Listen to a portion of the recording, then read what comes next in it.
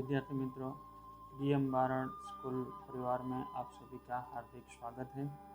आज हम हिंदी में 9वीं कक्षा में महादेवी वर्मा जी रचित रेखाचित्र रानी ताश 2 की चर्चा करेंगे। हम दूसरे भाग में आज हम देखेंगे कि महादेवी जी ने रानी के बारे में क्या बात बताई है।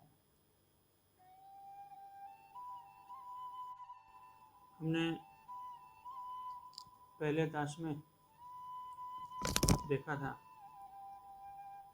कि महादेवी वर्मा जी ने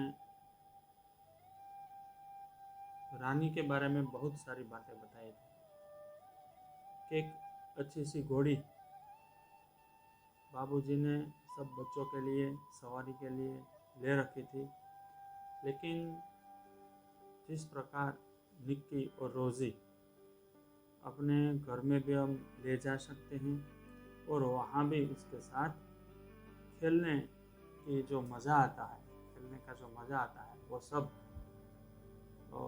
ये रानी यानी कि घोड़ी के साथ नहीं होता, क्योंकि वो हमारे घर के अंदर नहीं आ सकती। तो बरामदे यानी कि एक वरांडा जो होता है, उसके अंदर घोड़े बांधने के लिए तो ये वरांडा बना नहीं था, अतः उसकी दीवार में एक खुली अलमारी और कई आतेताई यानी कि दरवाजे, उन्हीं में हमारा स्वेच्छा विस्थापित और शरणार्थी खिलौनों का परिवार स्थापित होने लगा है। हमें जो इच्छा होती है वहाँ खिलौना लाकर वहाँ रख देते थे और एक अलमारी जैसा बनाया था हमने, ऐसा महादेव जी कह रहे हैं। रानी की गर्दन में झुल कर उसके कान और अयाल में फूल खोस कर और उसको बिस्कुट मिठाई आदि खिलाकर थोड़े ही दिनों में हमने उससे ऐसी मैत्री कर ली कि हमें न देखने पर वह अस्थिर होकर पेट पटकने और हिनहिनाने लगती है। रानी यानी कि ये घोड़ी का नाम है। देखो, ये घोड़ी के साथ इतना घुल-मिल जाना, गर्दन में फूल खोसते हैं और उसके जो अयाल यानी कि लगाम जो बागडोर होती है, उस लगाम में भी फूल खोसते हैं, उसको बिस्कुट मिठाई चॉकलेट ये सब खिलाते हैं। खिला कर उसके साथ रानी के साथ मैत्री कर ली इन बच्चों ने, और ऐसी मैत्री कर ले कि बच्चों को अगर रानी नहीं देखती नहीं है तो हिनहिनाने लगती है, बुलाती है मतलब के, और पैर पटकती है कि बच्चे कहाँ गए। हाँ, मैं बच्चे के बगैर नहीं रहना चाहती हूँ। फिर हमारी घुड़सवारी का कार्यक्रम आरंभ हुआ, क्योंकि एक घुड़सवारी के लिए तो रानी को वहाँ लाया गया था। तो पहले से तय था, मेरे और बहन के लिए सामान्य छोटी पर सुंदर जीन खरीदी गई और भाई के लिए चमड़े के घेरे वाली ऐसी जीन बनवाई जिससे संतुलन खोने पर भी गिरने का भय न रहा। वर्मा जी कहती है, लेखिका कहती है कि फिर हमारे ये घुड़सवारी का जो कार्यक्रम है वो शुरू होने जा रहा था, और सामान्य एक जो जीन यानी कि ये घोड़ों खच्चर ऊंट हाथी उसकी पीठ पर बैठने के लिए चमड़े का या वस्त्र का एक जो जीन जैसा बैठने का आसन जो कहते हैं, वो आसन बनाते हैं, और ऐसा बैठने का आसन बनाते हैं कि उसके ऊपर आसानी से हम बैठ सकते हैं, और वहाँ पैर रखने के लिए रकाब जो कहते हैं वो भी उसमें होते हैं। तो उसमें पैर रखते हैं, तो अगर सवारी करनी है, दूर अगर जाना है, फिर भी हम वहाँ जा सकते हैं। तो उसी प्रकार ये ऐसी जीन एक सामान्य बनाई और एक छोटे भाई के लिए जो अच्छी जीन थी वो स्पेशल, यानी कि अगर संतुलन खराब हो तो फिर भी वो वहाँ से गिर नहीं सकते। बाहर के चबूतरे पर खड़े होकर हम बारी बारी से रानी पर आरूढ़ होते और छुट्टन साथ दौड़ता हुआ हमें घुमाता है। देखो फिर बारी बारी से रानी के ऊपर पीठ पर आरूढ़, आरूढ़ यानी उसके ऊपर सवार हो जाते हैं, सवारी करते हैं। और छुट्टन जो साइज का नाम है, छुट्टन तो जो रानी की देखभाल करने के लिए उसका खाना पीना नहलाना ये सब जो संभालते हैं, वो छुट्टन उसको पकड़कर दौड़ाता है, घुमाता है। चबूतरा, चबूतरा यानी कि एक जो चौरस जगह होती है, जिस जगह पर पुराने के ज़माने में जो कोतवाल ये लोग जो होता है किसी को सजा करना है तो वो एक चबूतरा होता है, वहाँ रखते हैं और सजा भी देते हैं, ऐसा भी है। और जो पक्षी है तो पक्षियों को दाना भी वहाँ चुगाना होता है, यानी कि दाना डालते हैं वहाँ पर। ऐसी जगह जो होती है चबूतरा, खड़े होकर हम बारी बारी से रानी पर आरूढ़ होते हैं और छुट्टन जो है वो उसको घुमाते हैं। सवेरे भाई बहन घूमते और स्कूल से लौटने पर तीसरे पहर या संध्या समय में मेरे साथ यह कार्यक्रम दोहराया जाता है। देखो सवेरे क्या होता है, तो भाई बहन जो घोड़ी के ऊपर सवार और उनकी बारी होती है। और दोपहर जब स्कूल से मैं वापस आती तो मेरी बारी आती है।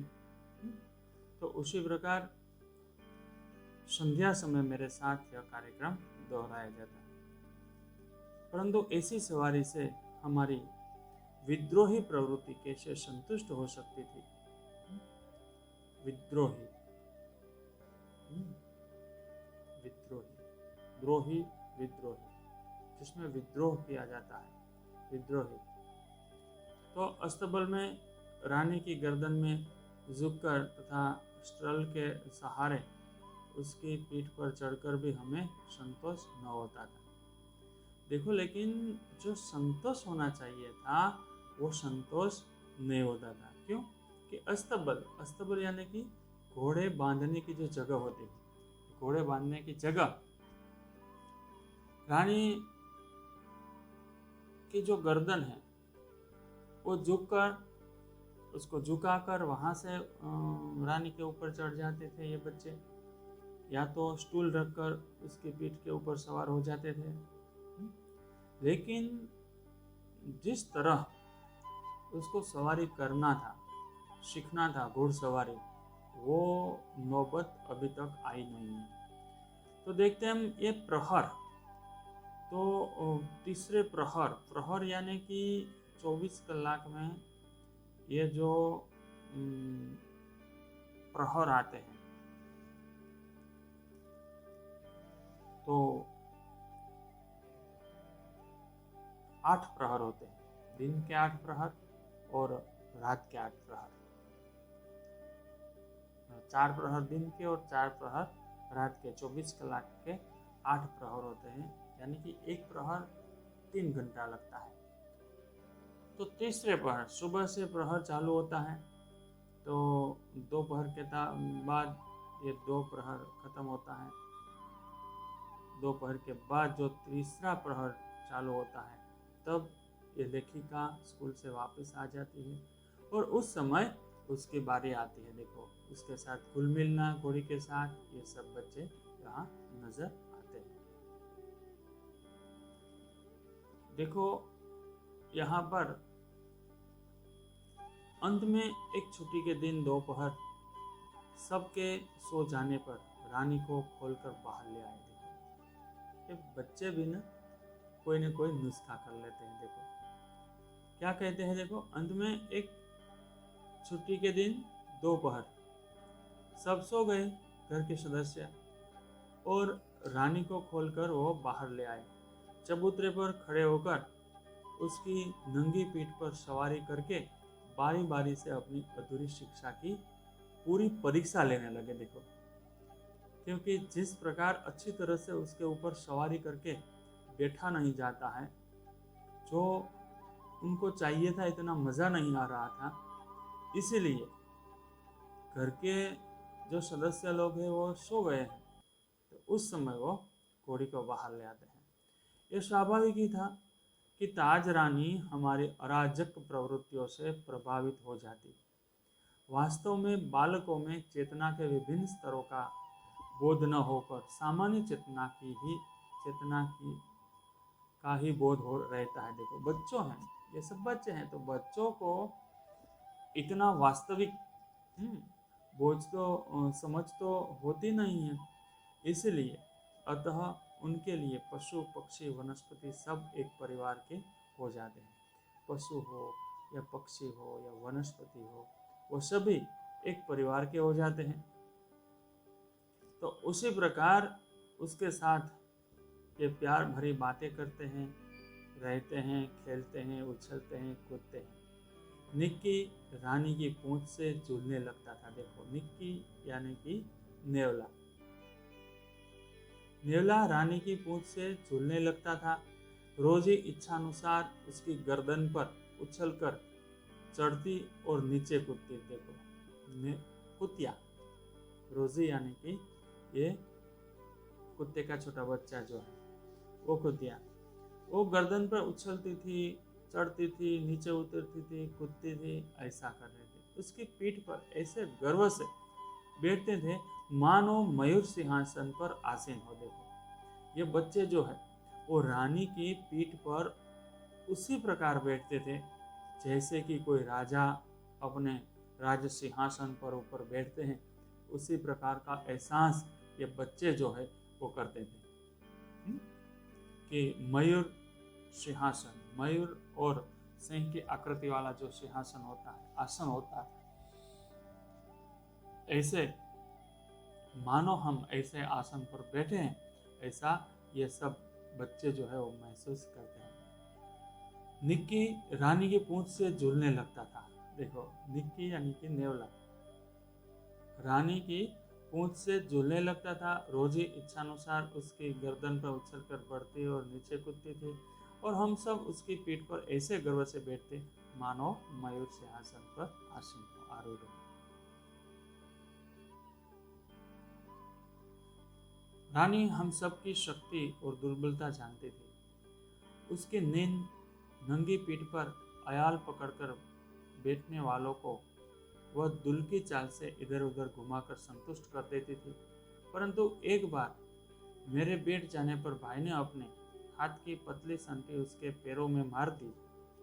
चोट लगने की तो संभावना नहीं थी, परंतु उससे न जाने उसका स्वाभिमान आहत हो गया और कोई दुखद स्मृति उभर आई।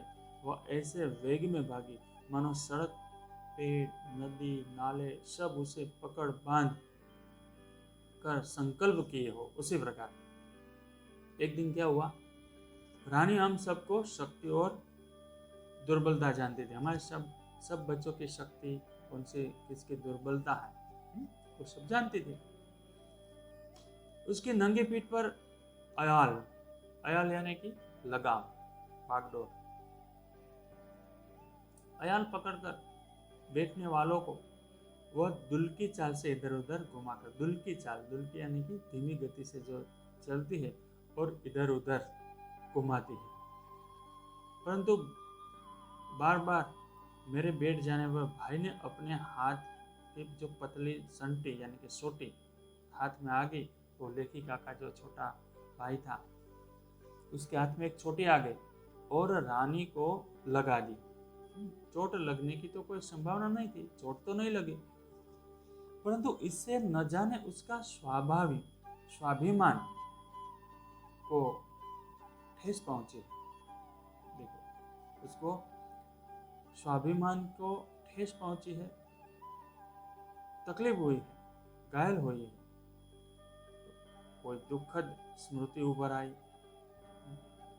वो ऐसे वेग से भागी मानो सड़क, पेड़, नदी, नाले सबको पकड़ बांधने का संकल्प मानो कर दिया हो। उसी प्रकार इतनी तेज रफ्तार से दौड़ी,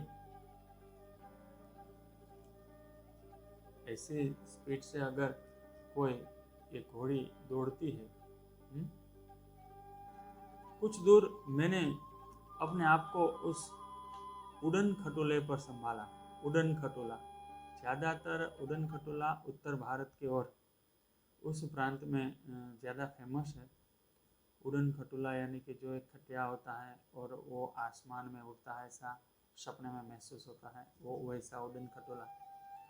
कुछ देर मैंने अपने आप को उड़न खटोले पर संभाला, परंतु गिरना तो निश्चित था। लेखिका को हुआ कि अगर ये घोड़ी, ये रानी इतनी तेज गति से भागती है तो मैं आज गिरने वाली तो हूँ ही। मेरे गिरने ही रानी मानो अतीत से वर्तमान में लौट आई और वह इस प्रकार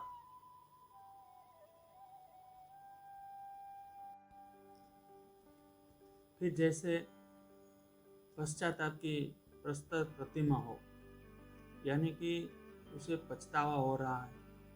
और पत्थर की मूर्ति, प्रस्तर प्रतिमा यानी कि पत्थर की मूर्ति, पश्चाताप यानी कि पछतावा हो रहा है।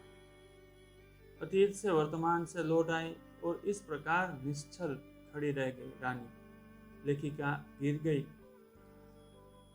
साथियों की चीख पुकार से सब दौड़े और फिर बहुत दिनों तक मुझे बिछाने पर पड़ा रहना। कौन कहते हैं ये? रानी, सॉरी, वो लेखिका कहती है कि मुझे कुछ दिनों तक बिछाने में पड़ा रहना।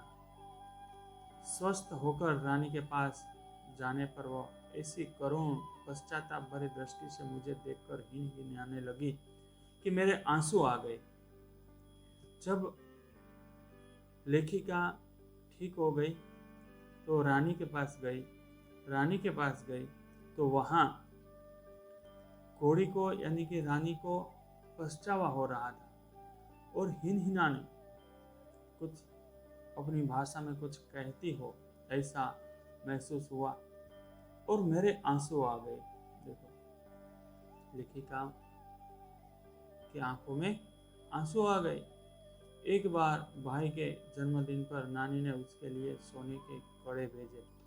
सामान्यतः हम कोई भी नया कपड़ा आभूषण पहनकर रानी को दिखाने अवश्य जाते थे। जब ये बच्चे अगर कोई नए कपड़े खरीदते थे, कोई नई चीज लाते थे तो रानी को दिखाने के लिए उसके पास जाते थे। सुंदर छोटे छोटे शेरनूर वाले कड़े पहनकर भाई भी रानी को दिखाने गए और न जाने किन प्रेरणा से वह दोनों कड़े उतारकर रानी के सतर्क कानों में वलय की तरह पहना दिया।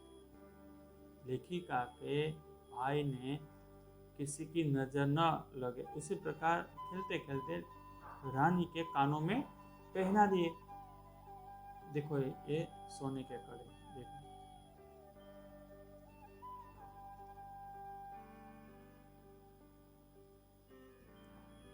फिर हम सब खेल में कड़ों की बात भूल गए।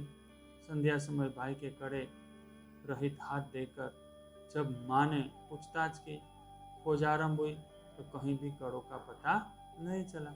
हम तो भूल गए खेल खेल में।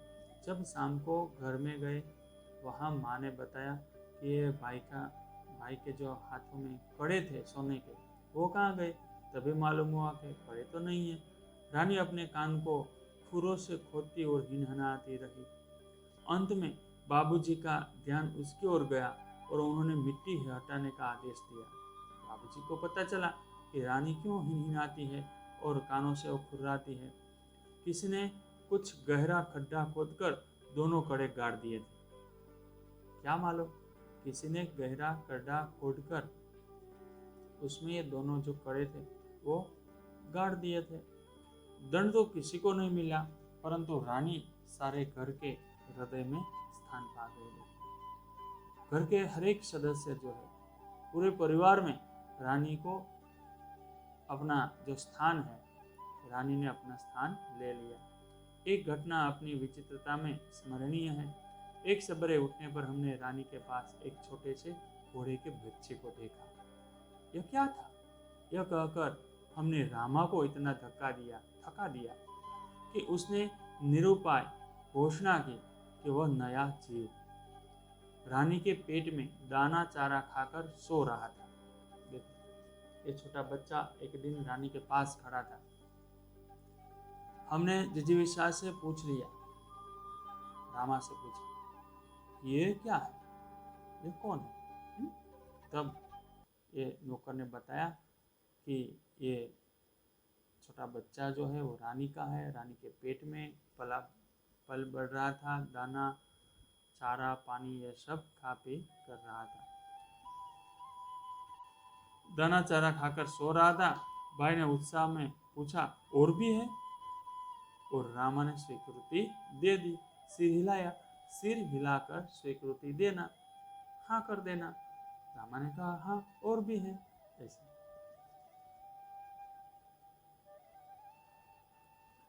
अब तो हम विस्मित भी हुए और क्रोधित भी हुए। ये छोटे जीव कोई काम धाम नहीं करते और हमको पीठ पर बैठाकर दौड़ाने वाली रानी का दाना चारा स्वयं खाकर उसके पेट में लेटे रहता था। तो हमें अच्छा नहीं रहता था, क्योंकि ये जो बच्चा था वो रानी के पास हर वक्त रहा करता था और दाना चारा ये सब रानी का खा जाता था और रानी के पीठ के ऊपर लेटा रहता था। तो हमें ये अच्छा नहीं लगता था। भाई ने कहा, रानी का पेट चीरकर हम कम से कम एक और बच्चा घोड़ा निकाल ले। देखो, ये छोटे बच्चे की जिजीविषा होती है। तब बच्चे घोड़ों पर, वे छोटे बहन भाई बैठेंगे और रानी मेरी सेवा करेगी। देखो, उसको उन्होंने ये अंदाज कर लिया। भाई ने कहा, रानी का पेट चीरकर हम कम से कम एक और बच्चा घोड़ा निकाल ले, ये शक्य है। तब बच्चे जो घोड़े हैं, बच्चा है, वो बहन भाई बैठेंगे और रानी मेरी सेवा में रहेगी। प्रस्ताव मुझे भी उचित जान पड़ा। जब एक दोपहर को वो कहीं से शाक काटने का चाकू ले आया, वो छोटा बच्चा, तब मेरे साहस ने जवाब दे दिया, जवाब देना ये तो भाई ठीक नहीं है। चाकू से तो रानी का पेट काटा नहीं जा सकता है। एक और भी समस्या और थी कि हमारा ध्यान गया, आखिर हम रानी का पेट सिएंगे कैसे? अगर ये चाकू से रानी का पेट तो काट लेंगे, लेकिन सिएंगे कैसे? माँ की महीन सी सुई से तो सीना संभव नहीं था। टाट सीने का बड़ा सुइया रामा अपनी कोठरी में रखता था, जहाँ हमारी पहुँच नहीं थी। जो बड़ा सुइया था वो तो रामा के पास रहता था, उसकी कोठरी में। वहाँ जाने की इजाज़त नहीं है हमें और हम वहाँ नहीं पहुँच पाते हैं। कुछ दिनों के उपरांत जब रानी का अश्व शिशु कुछ बड़ा होकर दौड़ने लगा, तब हमें न अपना क्रोध स्मरण रहा और न प्रस्ताव। ये सब खत्म हो गया कि जब ये रानी का छोटा जो बच्चा है, वो बच्चा थोड़ा बड़ा हो गया और दौड़ने लगा, तब हमारा रानी के प्रति जो क्रोध है, वो क्रोध भी शमी गया, यानी कि ये सब बंद हो गया और हमें भी अच्छा लगने लगा। देखते हम शब्दार्थ और टिप्पणी की ओर।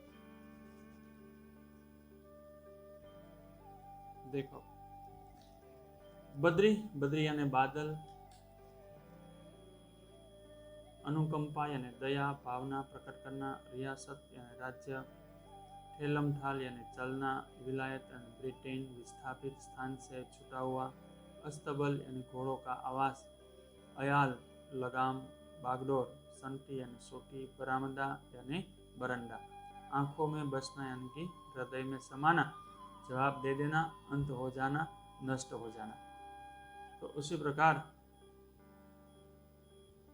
देखो, इस रेखा चित्र के आधार पे हमें ये सीखने को मिलता है कि ये जो पशु पक्षी जानवर ये जो है, उसके प्रति हमारा भाव, आत्मीयता भाव होना चाहिए, सहृदयता का भाव होना चाहिए और उसके साथ रहने से हमें भी जो हमारे दिमाग जो फ्रेश रहते हैं, जो हमारे मस्तिष्क में जो स्ट्रेस रहता है वो भी कम हो जाता है।